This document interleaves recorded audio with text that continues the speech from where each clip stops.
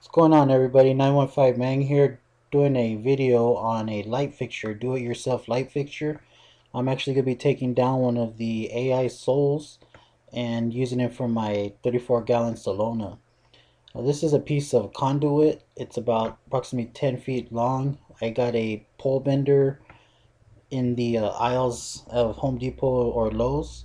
Um, I just did it right there in the aisle. I had my friend bend them for me because there's no sense in me actually buying the pole bender unless you this is the kind of work that you do all the time. I've marked out how wide my AI soul is and where I'm going to be cutting the conduit. The tool that I'm going to be using is a reciprocating saw, um, Black& Decker. It's pretty good. Metal blades, the tiny blades to cut through it.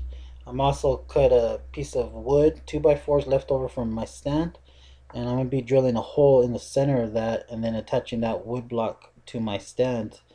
Um, what you see there in the conduit is a metal is a line where I'm going to go ahead and cut that cut the center of the pole out, and that's just the outline of the conduit for the conduit where it's going to sit at. Um, it's going to be supported and attached to the fish tank stand. I'm going to be using a 1-inch drill bit. Well, this is what it came out looking like. As you can see, it's not a 1-inch drill bit. I had to use an impact drill.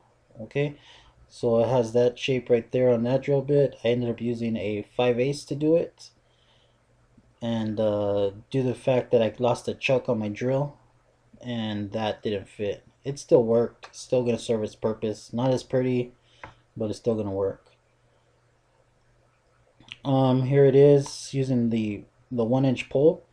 I used some screwdrivers, a Dremel to go ahead and get this done. I also have a grinder. Really don't recommend using the grinder because the blade for me was too big, which almost cut some toes. So be careful when working with power tools. Cut myself twice, ruined a pair of Nikes, but at least it didn't get all the way through. So most definitely wear something that will protect your feet and you know, pay attention to where that blade is. So this is what it looks like after I'm done. I think it came out pretty good. You can't tell too good in the video, but it is the middle is cut out, and it's going to be secured with some EMT 1-inch straps because the pipe that I used is 1 inch. I'm going to go ahead and spray paint this thing. That little piece of scrap right there is high gloss, which was the cheap spray paint. I opted to go with some Rust-Oleum spray paint. I also recommend that you spray and test out your paint before you buy it. So here's my cinder block. It's going to be holding up my pipe. I'm going to get some nice clean lines on that and show you how to spray paint. Just when you spray paint, you want to do some short bursts like that, side to side, up and down.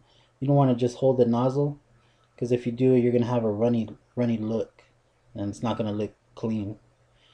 This is the stuff I use, Rust-Oleum textured. It came out really nice.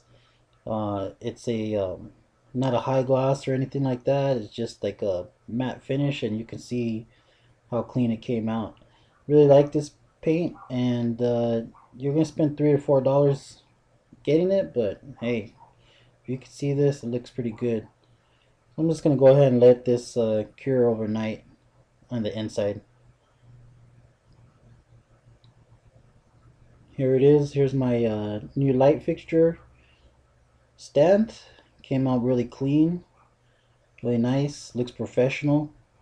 Um, wasn't hard to do. The pipe itself cost me, with the straps, everything cost probably like $7 just for that, and then the spray paint. So this project was less than 20 bucks, which is really good considering Aqua Illuminations will charge you $5 for some screws, and then their rails are pretty expensive. But anyways, guys, if you like this video, hit that like and go ahead and subscribe.